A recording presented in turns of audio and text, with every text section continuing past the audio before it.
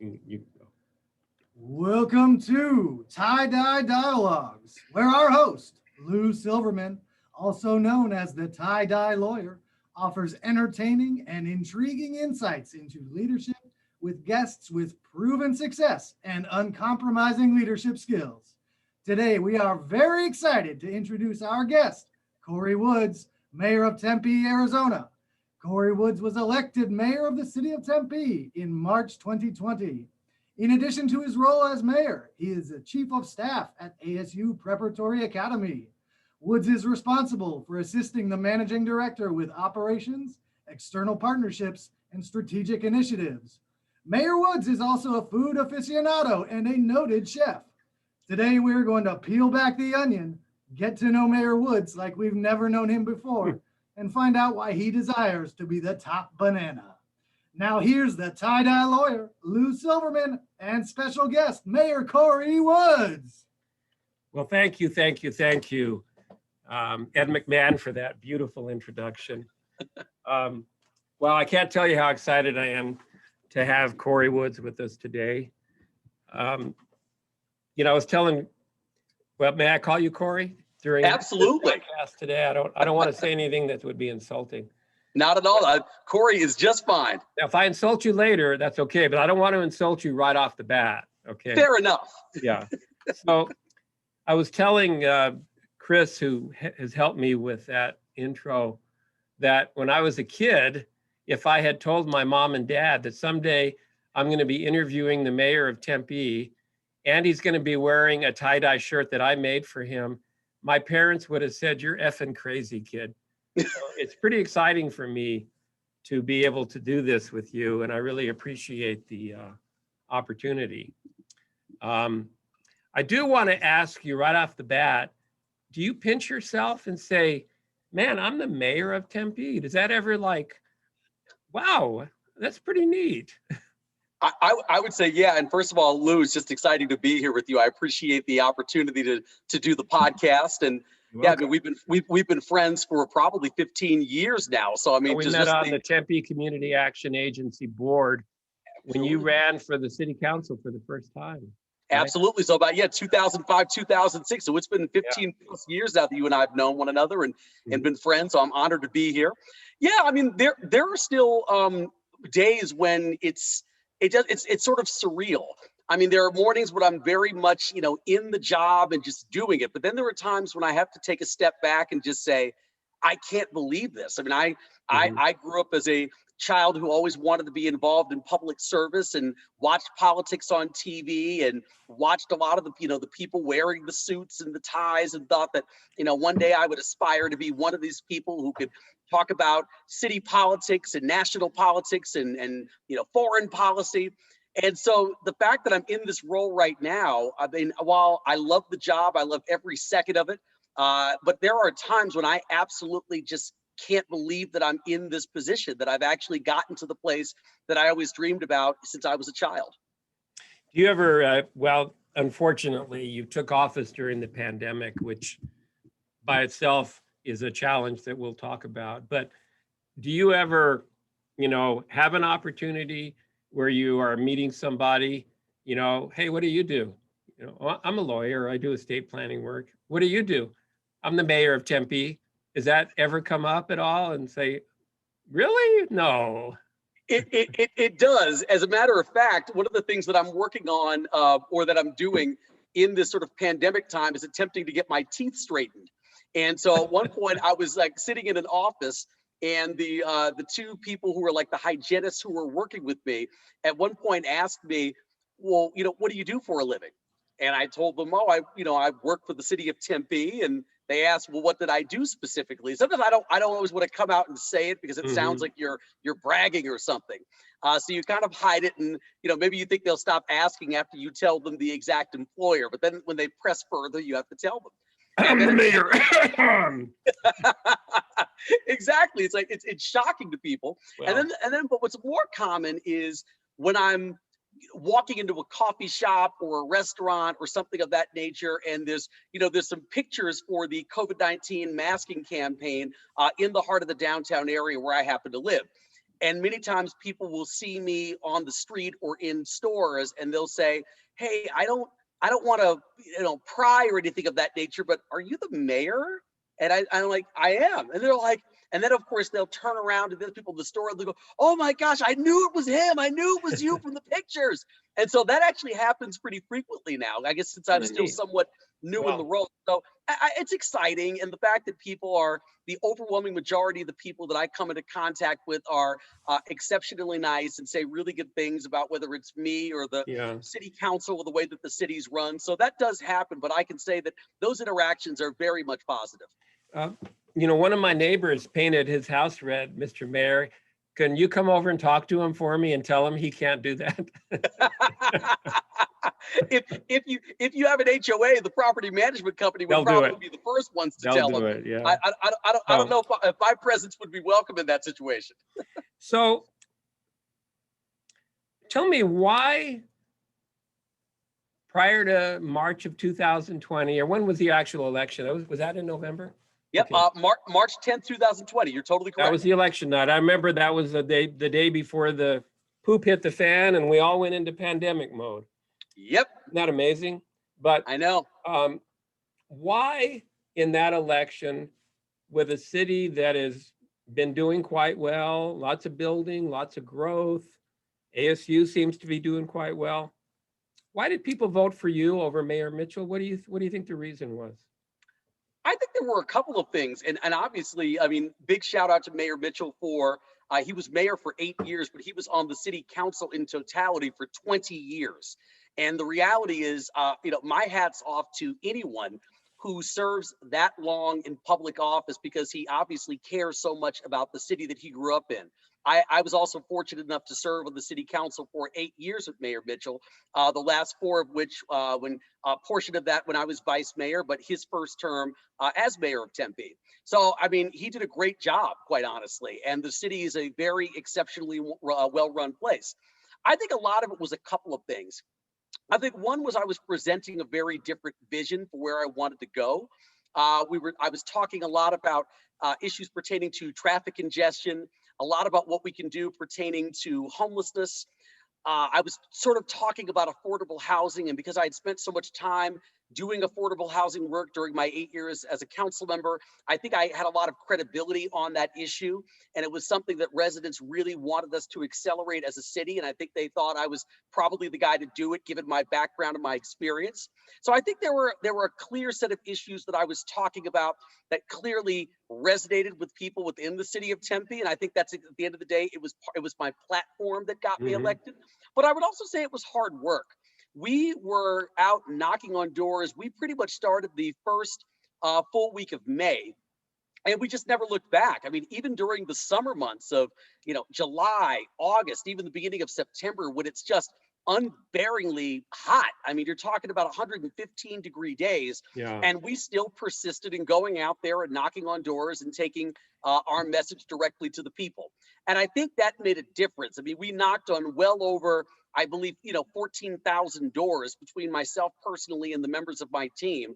And I think that level of consistent, sustained outreach and the retail politics of going to people's doors, shaking their hands and asking for their vote and talking about your platform, I think that was a huge deciding factor in the mayoral election last year. Well, I know when you were in the city council, you did the same thing. You've knocked on, more doors than the Westinghouse dishwasher repairman or whatever. So, so now I'm going to go to a subject that is getting a little bit more into the substance of the kind of stuff that you have to do. If I want to go out to dinner, I've got options. Well, again, let's assume we've never had a pandemic, right? This question has to be based on there's no pandemic. Okay, I will keep that in mind. I can go to downtown Gilbert and I can go to eat, and they've got gobs of parking. I can go to downtown Chandler and they have gobs of parking. I can go to downtown Scottsdale and they have gobs of parking. Why can't the city of Tempe come up with a system that I can go downtown and not have to pay $5 to park and figure out how to use those meters that 9 times out of 10 don't work, and I can't see them because the sunlight makes the screen impossible?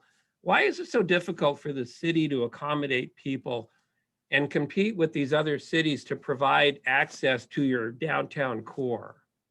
So I think so. A couple of things I'll say. One is, we have a very different population than a lot of our other surrounding East Valley cities. And one major differentiator is having Arizona State University right in our background. I mean, Mhm. we've got the largest public university in the country within the city of Tempe, some 50,000 plus students right here on the Tempe campus in non-pandemic times, along with, faculty and staff and other employees.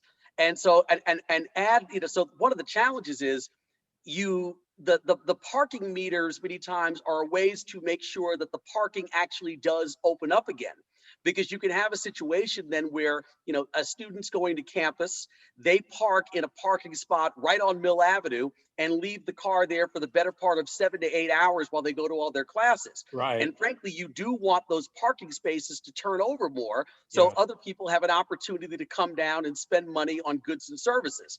So part of it is a function of the population that we have in the downtown and around the downtown, which is very different than a Gilbert or a Chandler or a Scottsdale. At the same time, I think there's always room for improvement with everything in terms of increased directional signage to show people where there's parking. There's actually plenty of public parking in the downtown Tempe area. There's a public parking garage that's immediately east of Tempe City Hall, which is over on 5th Street. The building I live in, Emerson Mill Avenue, has a public parking garage in it. Actually attached to the building. There's a portion of it that's resident parking, but there's another portion, which is the first 2 or 3 levels, that are all public parking for people. And so there are the Hayden Square parking lot is public. So I think part of the challenge is there's not as much on-street parking, but there actually is parking. So I think perhaps some better directional signage might be helpful in certain situations. And then whatever we can do, even as a city, to frankly advertise that parking on our website and kind of push people in certain directions. I think that would let people know that there actually is a ton of public parking in the downtown. It's just a matter of maybe all of us collectively doing a better job to tell people exactly where it is. It's not as visible as it is in the other downtown cores. They have, Right. well, they have a lot more It definitely room isn't. too.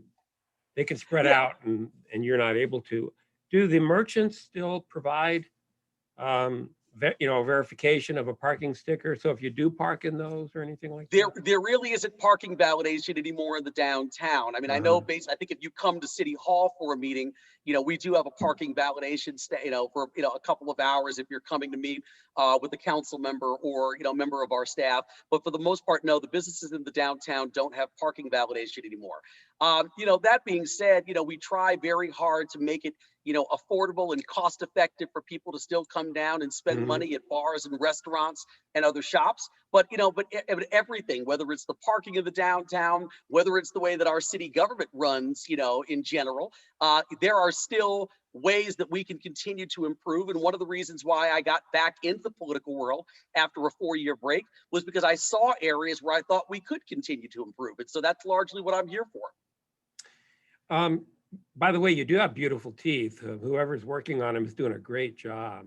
You have to find, during these times when you're at home a lot, you're not around people as much as you normally are. You got to take advantage of that time, however you can. What do you use, like Clorox bleach and brush them or something?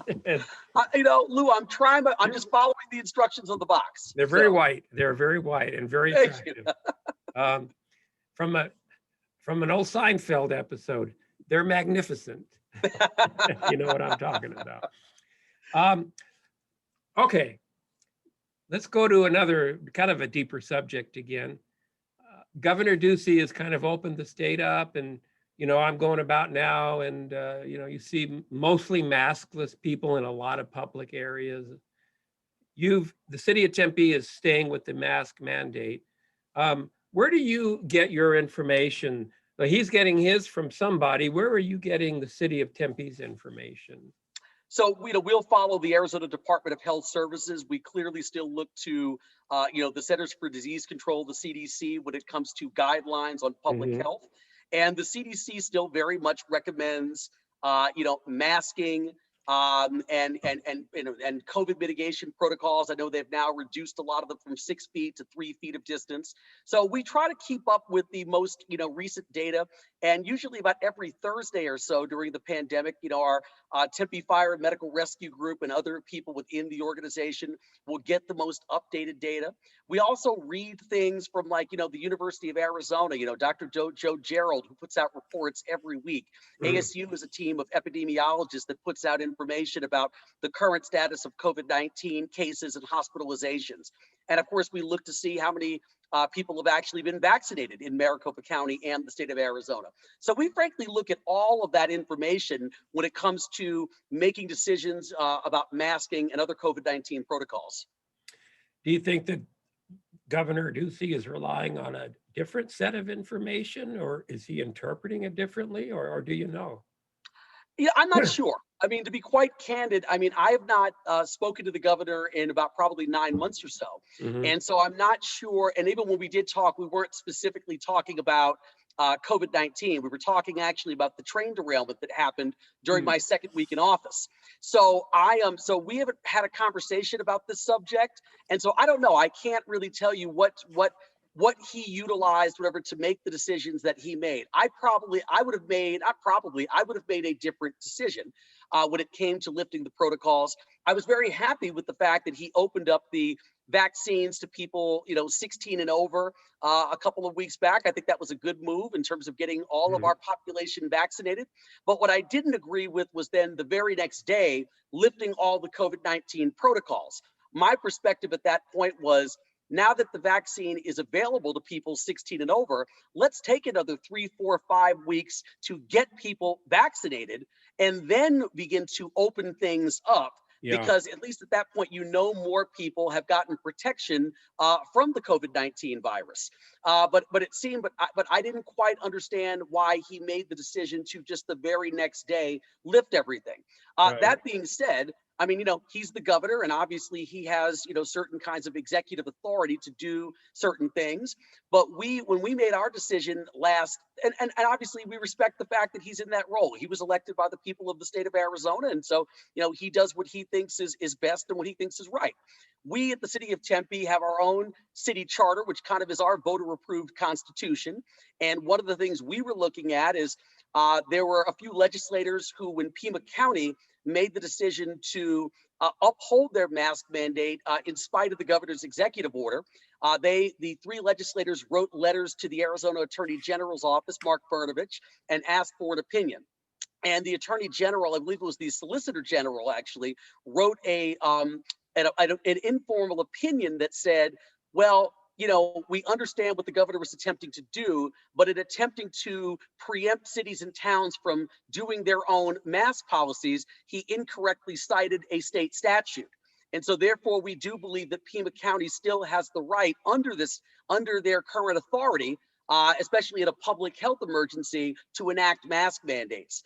And so between looking at the legal situation, spending a lot of time in the 2 weeks that, in between when the governor lifted the regulations and when we had our council meeting on April 8th, having a chance to talk to the business community, having a chance to talk to members of our tourism community and a number of residents of very different backgrounds, our council decided, unanimously through consensus that we were going to reaffirm our mask mandate and keep it in place until we really feel it's safe to remove it.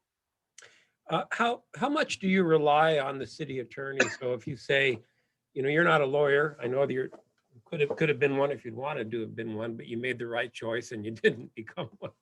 But do you go to the city attorney quite often and say, I want your recommendation on this decision or this action, things like that? Absolutely. I was on the phone with our deputy city attorney today, actually having a conversation about a legal matter. That's your law firm. That's our law firm. We are basically, as the city council, we are the client. And so, I do regularly seek the advice of, our city attorney's office on many matters. You're right. I was pre-law in undergrad for 2.5 years and somehow recognized after my first class on tort law that I probably wasn't going to make it through. So I spent too much time watching a lot of LA law and the practice growing up. And when I kind of realized that, wait, there's not always this constant drama and intrigue, I said, well, I probably want to go do something else. So, but But I Yeah. love my friends in the legal industry like yourself, Lou. So I'm falling asleep just listening to you here. well, I would say, so yeah, I You know, regularly on a lot of situations. I mean, whether it's zoning cases, mayoral proclamations, ordinances, resolutions, all of those things have some kind of vetting that typically has to go through the city attorney's office. And so I regularly seek the advice and counsel of our city attorney's office. I mean, of the 7 people on council, none of us are attorneys. And so we do lean very heavily on them for legal advice. and you don't get a bill in the mail for $700 an hour either. That's It's yeah, it's wonderful, actually. a good deal. You should it's a stay very good mayor for deal. a long time just for the free legal advice you're getting. Um, okay, question. I always like to ask the people that I have on what they consider to be, how do I put this? What their leadership skill traits are. In other words, how do you feel you're a leader and what do you feel you've gained in your 44 years of life or whatever? It's close to that, I believe, isn't it? 42. 42. What's made you a leader and what is it that you do right and what have you done wrong? 2 things I would probably point to. I think people talk about, they think that I'm a pretty good communicator, that I have policy ideas and a vision for where I want to take things, and I typically am able to effectively convey that to the people around me. So I think that's made me successful in this line of work. I also believe that I'm good with compromise. One of the things I tell people all the time is that, look, we're not kids. We're not always going to get everything we want. We can't just walk into, mom's room or dad's room and say, hey, I want this, or I want that, or take me here, take me there. I mean, really, it's a matter of many times trying to find ways to compromise. And I take my own advice on a very regular basis. There are some things that I'm extremely passionate about, and some things that I think I've got quite a bit of knowledge on. But I also recognize there are 6 other people on the city council with me, and I've got to find ways sometimes to compromise and meet in the middle. Or I find times that I have an opinion about something, but it might run somewhat counter to what our residents think or what an adjacent neighborhood might happen to think. So, but I think that I've done a good job at being willing to compromise and trying to meet people in the middle, not personalizing things. That's another thing that unfortunately in our politics and frankly just in our culture at large, it's becoming harder for people. Everything becomes personal. And the amount of, I mean, I get a lot of nice messages, and the overwhelming majority of people that I come into contact with are extraordinarily pleasant, wonderful people. But then you do get your share of kind of nasty grams from people, Mhm. from people who are just, I mean, just vicious off the bat. They don't know me. They've never met me. They've heard something or they've picked up on something due to my political party affiliation or something someone told them one time, and they can be pretty harsh.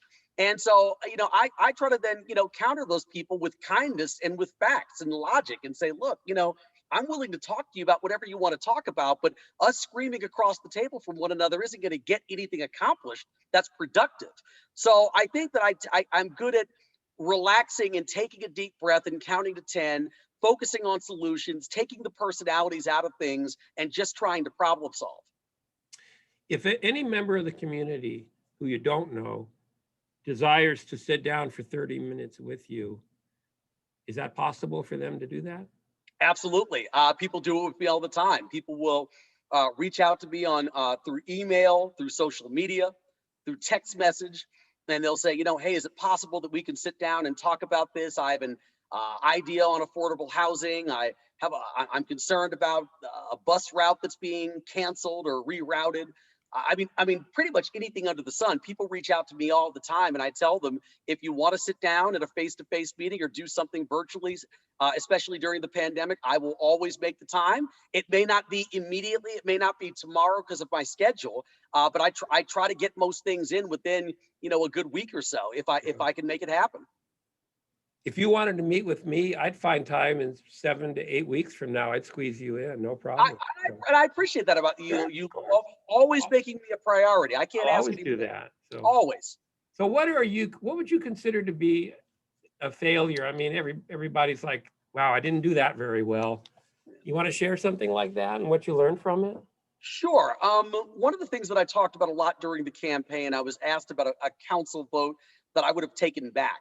And one of the things I told people was that one of the nice things about stepping away from politics, which I was for 4 years, it gives you a chance to reflect a little bit on what you did well, but also some things that you didn't do quite well during that time.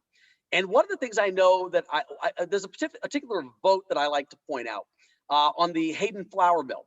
Mhm. There was a developer out of Chicago that won an RFP, request for proposal, to do a project at the mill.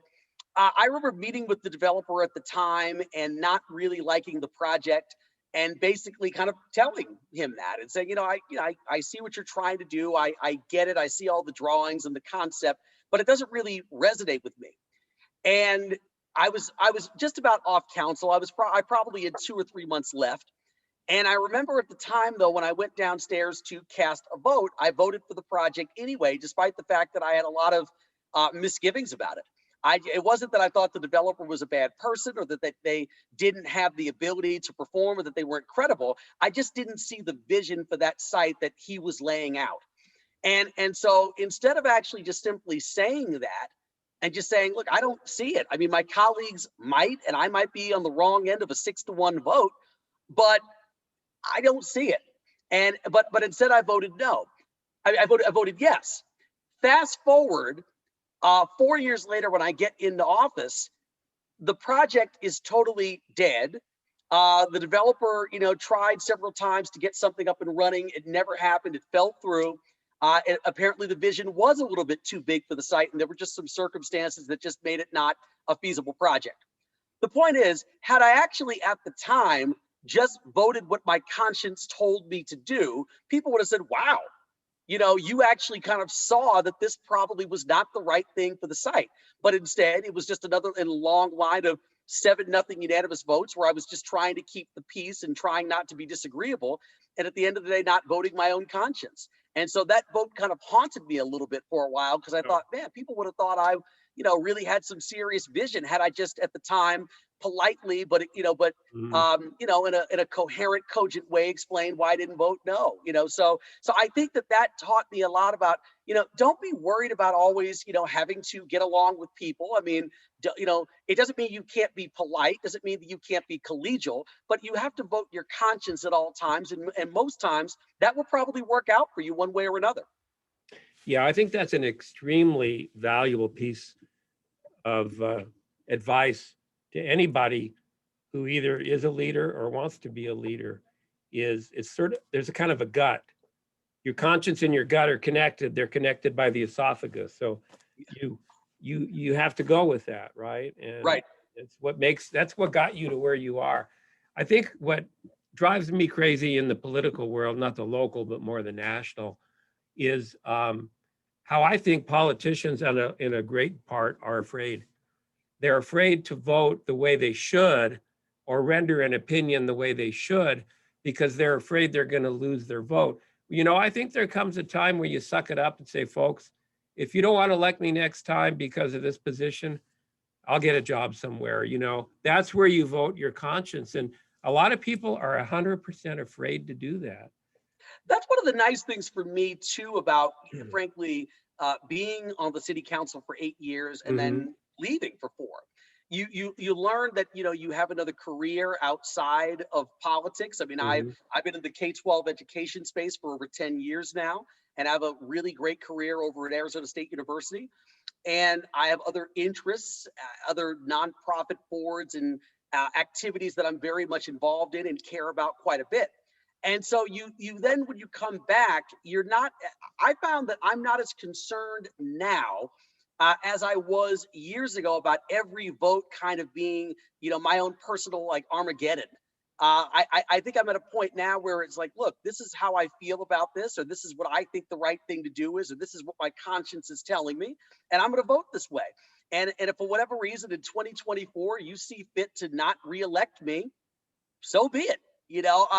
But I don't. But I mean, people talk to me all the time about this. Like, well, Corey, you'll be mayor for obviously for 8 years, and I say, well, hold on. I mean, I ran and signed up for a 4-year term, not 8. And I'll make a decision when we get probably close to the end of my 3rd year. if I do want to seek reelection, if I feel like I'm doing a good job, if I'm getting things done, if the voters feel like I'm doing a good job and I'm getting enough encouragement that I should stay the course. But I try very hard not to look too far ahead. But I think sometimes when you look too far ahead and your ego and your entire kind of self-worth gets sort of caught up in all of this, that's what that makes you very concerned and possibly timid about votes, because you just say every vote might get me bounced out of here. And at the end of the day, it means you start doing less and less that's actually innovative and even provocative, because you Right. start caring more about getting reelected than just doing the right thing. Yeah. You're compromising your values for the vote. Yeah. Is what it Yeah, amounts. I mean, and that's what, and I talked about compromise earlier. So for people who heard me talk earlier about the importance of compromise, I think compromise is important, only up to a certain point, obviously. I mean, if it's like me saying that, I don't know, I want a position, whatever, at the city for, a certain department, homelessness, affordable housing, whatever it happens to be, and I want it to be a, director level position, and someone says, well, I want it to be a coordinator, and I say, well, can we settle on a manager somewhere in between? So the issue that I want is still being addressed. It might not be at exactly the level I wanted it at, but it's still actually being addressed. That's the kind of compromise I'm talking about. I'm not talking about people going in and completely compromising their own values. I would never ask any person in elected office or any individual, period, to ever do that. No, there's a huge difference between compromise in the workplace, whether it be compromising on negotiation, but you never want to compromise your values. I'm not the one being interviewed today, but I think we're all kind of, that's our basic, tenet of life. You've got values and you don't compromise them. Well, I think you said, Lou, I mean, you've got to be able to live with yourself. I mean, I wake up every morning and look at myself in the mirror for a second, whatever. And I mean, I have to be able to look at the person looking back at me has to be someone that I actually think is living in a good ethical life. And if all I'm doing is constantly compromising because I'm just looking at poll numbers or focus groups or trying not to have anyone upset with me, at some point, quite honestly, I might have relatively high approval numbers from a lot of people, but I would probably be very unhappy with myself. I would just feel like I don't stand for anything anymore. Yeah. But what I've actually found is that people in general respect you for taking a position on something, even if they don't agree. I've seen several people, say to me, Corey, I don't agree. I had a guy one time when I was running for reelection to the city council in 2012 who walked up to me after a city council debate we had. And I was in the council chambers, and this guy kind of made a beeline for me. And I'm thinking, oh, I'm in trouble. I don't know what I just did. And he walked up to me and he was angry about the modern streetcar project and said, I really hate the streetcar and this is terrible and it's a boondoggle and I can't believe you support this thing and he was very upset about it. And I'm thinking, oh, well, I've lost this guy's vote, And at the end of after he kind of went off on this for about 30 seconds or so, he said, look, but Corey, and he tapped me on the shoulder and says, I don't agree with you on this. I think you're completely dead wrong, but I think you're doing a really good job and you got my support. There you go. And I was like, and that was I can't remember the gentleman who actually had the discussion with me. I mean, maybe if he's watching this at some point, he'll be able to, reach out to me and tell me. But quite honestly, that was a very defining moment in my career where I realized, and I went on that cycle to be the top vote getter in the council race. I got nearly 64% of the vote. And so quite honestly, that taught me a very important lesson, which was most people aren't going to, in a sense, cross me off their list or cancel me because of one vote. If they generally think that I'm doing a good job and I'm working hard on behalf of residents, and I came to a rational, logical conclusion on something, even if we happen to disagree, he'd probably still say the guy's a hard worker, he's smart, he cares about the city, and I still want him on the city council. Yeah, that's good validation, no doubt. I wanted to go back to the Hayden Mill. Yeah. I've been doing this A Mountain Challenge. Yeah. Where the challenge is climb a mountain for a certain number of times in April and May. Mm-hmm. I think I'm lagging behind the leaders by probably 30 trips, but that's okay. Anyway, when you get up to the top, you get a view of Tempe that I haven't had in a long time, kind of looks like Chicago a little bit, but it's really changed from somebody that hasn't seen downtown grow so much.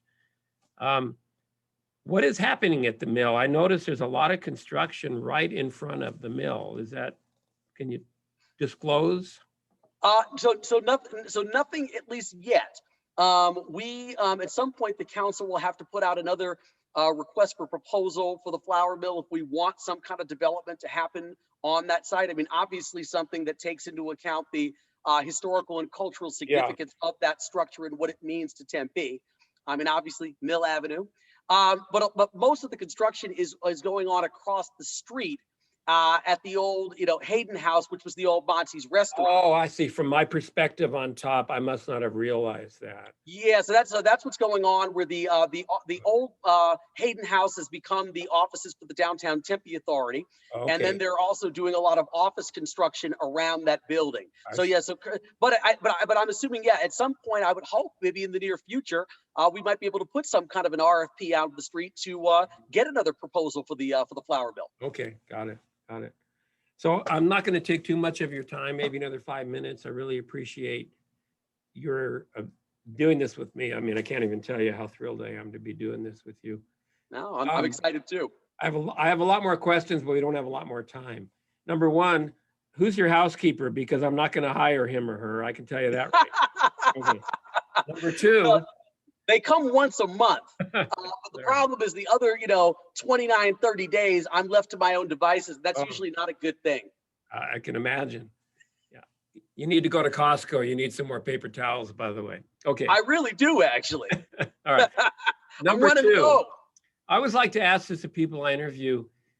If you were going to be stuck on a desert island, like Tom Hanks for 7 years, what 3 items would you take with you?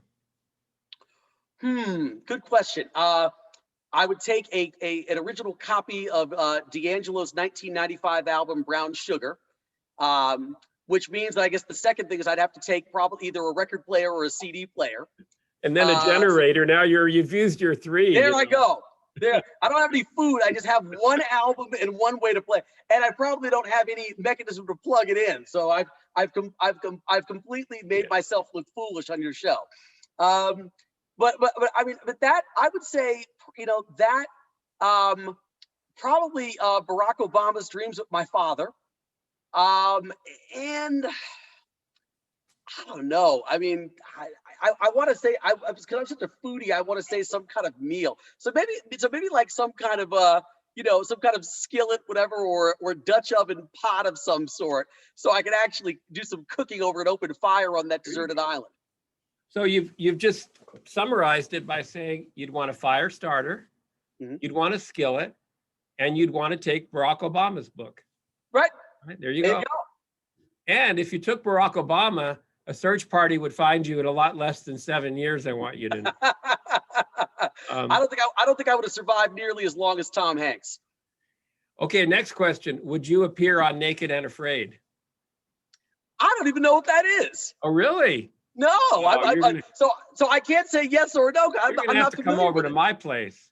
Naked and Afraid is a show on the Discovery Channel that's kind of this bizarre concept that they take a man and a woman who have volunteered, obviously, to be put onto a very remote location, like a desert island, with 3 things that they get to take with them. And they're given a map, and they have to get from point A, which is where they're dropped off to an extraction point 3 weeks later, so 21 days, with nothing but whatever those 3 items are.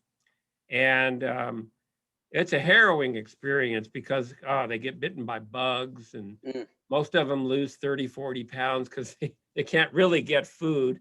Sounds like you ought to be able to get food, but it's not as easy as it sounds like. So we'll see. Once again, by me not knowing about Naked and Afraid, it once again proves I might be the mayor of the city of Tempe, but I'm certainly not cool. That's right. I'm cooler than you because I knew what it was. I would concur with that. All right, thank you. I appreciate that endorsement. Pandemic's going to end soon. We all hope, right?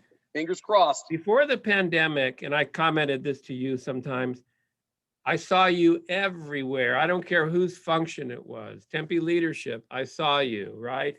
Don Carlos, I saw you. ASU functions. What's going to happen when this is all over? Are you going to have to be out every night at a function for somebody doing something? Probably so. I imagine that that's exactly what's going to happen. I know what's interesting is that these first, this is my 10th month now being mayor.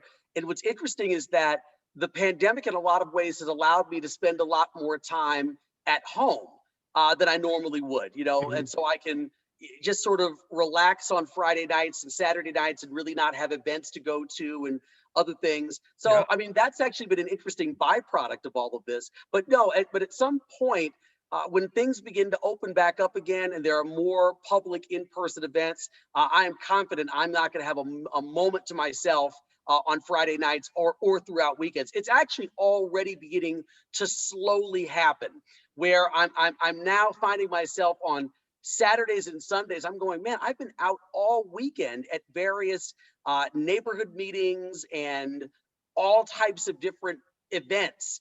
And so, and they're clearly not as plentiful as they once were, but it's clearly a difference from where it was even 2 or 3 months ago when we were still all largely doing everything virtually. Now, I think as more and more people get vaccinated and the numbers of COVID infections begin to kind of plateau and possibly dip a little bit, people are definitely, tired of being in their houses by themselves, and they're trying to get back out and reconnect with actual living human beings. Absolutely. Do you sort of welcome the respite you've had before you got thrown back into the fire a little bit? Yeah. I think that you have to find, as much good as you can in everything. I think it's the only way to keep going and to keep your own spirits up, is to say, look, I mean, I get to come home on a Friday. I mean, most Friday nights and Saturday nights when I was a council member were spent at the Biltmore, at the Phoenician, at the Camelback Inn, at all of these places that I constantly was for all of the dinners for the various organizations and nonprofits and trade association groups. I mean, every weekend was that way. Right. And so the fact that I haven't had to do a lot of that stuff, but I can come home on a Friday night at 5 o'clock and basically put my feet up and order dinner, is great. But at the end of the day, but I also am obviously a certified extrovert. And so for me, No. shocking. I'm Shocking. breaking news here on the tie-dye dialogues. So, I mean, I mean, for me personally though, I love being around people. And so I think that, I can't wait till this begins to wrap up and I can begin to get out of the house again and really see more people. And frankly, it sounds kind of silly, but I think people all understand what I'm talking about. I miss hugging people. Yeah. Like that's the thing that I miss. I mean, the thing that I miss the most is I'm a very demonstrative person who loves human beings, Yeah. and I just love hugging people, and I don't get to hug Yeah. people. You and I are in the same boat. That's kind of why I would see you at all those events, because I was there too. You probably are saying, what the heck are you doing here? I was there for the free hugs. My answer was free food, but nevertheless, in fact, I'd like to volunteer to be your driver when you're back out on your normal circuit, so that when I take you to the Biltmore for the event, I can go in the back way and I can get dinner. Okay. Last question, because I could go on forever, but we can't do that. So the one person that you could meet who is not alive today. So you'd say, man, if I could meet anybody and have an hour with them, but they're not alive today, who would that be? And of course, why? One person I would like to meet and they're not alive today, and someone I've never met before. Yes. Yeah. Yeah. You haven't met him. That's Okay. correct. Good. I think for me, I would love to have met, like Justice Thurgood Marshall. I read so much about him as a child. I recently saw a documentary on PBS that I watched with my father that talked a lot about, he wasn't the main subject of the documentary, but he played a pretty big role in it. And just sort of seeing all the trailblazing work that he did, in the legal arena, on behalf of African Americans and integration. Mhm. He's someone I'm sure I could probably have a really fascinating conversation with if I'd had that opportunity. So if I could pick one person, it would be him. Interesting. And mine, for similar reasons, would be Abraham Lincoln. Mm, It's because he was such a so important in our country still being around. yeah, Otherwise, we would have split it in half and it had sunk into the ocean. So, yeah, absolutely, absolutely. well, I'm going to close by telling you a little story. When I was a kid, my dad was a lawyer in El Paso. He knew everybody, like you know everybody. And there we had a mayor by the name of Raymond Tejas, Hispanic, and we were out and about somewhere. But I have to preface that my dad had a cousin named Mayor, Maier, Mayor Joseph. And so to me, when somebody's name was Mayor, I thought it was somebody's first name. So we're out and about, and my dad says to me, Louis, this is Mayor Tejas. And I'm thinking, okay, so another person named Mayor. It was not until a long time later that I realized that I met the mayor of El Paso. Yeah. And so I'm always sorry that I didn't really know the significance of that. But I know the significance of what we're doing today, and I cannot even tell you how happy I am to get to do this with you. You're so cordial in making your time available. And if I could hug you, I would. But next time I see you, though, Someday, Lou, I'm telling you, we're gonna get back do to a the big hugs. one. Stand Gonna up. happen. Let's see that what you're wearing there. Stand on up. Let's see here. So let's see. Oh yeah, that is some nice work. Seriously, the guy, whoever did this, did an exceptional job. And it mostly shows off your pecs and those biceps, I might add, too, by the way. You got to stay in the gym even during during yeah. COVID, or at least the gym for me are home workouts in my apartment. There you go. All right. Well, listen, I'm going to sign off. I thank you so much. This will be on YouTube in a couple hours, and I will send you the link. So share it with anybody in the world who you know, and it'll go viral in Europe. And the next thing you know, we'll all be famous. Okay. Sounds good to me. Thanks a Lou. lot. I Thank really you. appreciate it. Appreciate it. Have a good day. Bye-bye.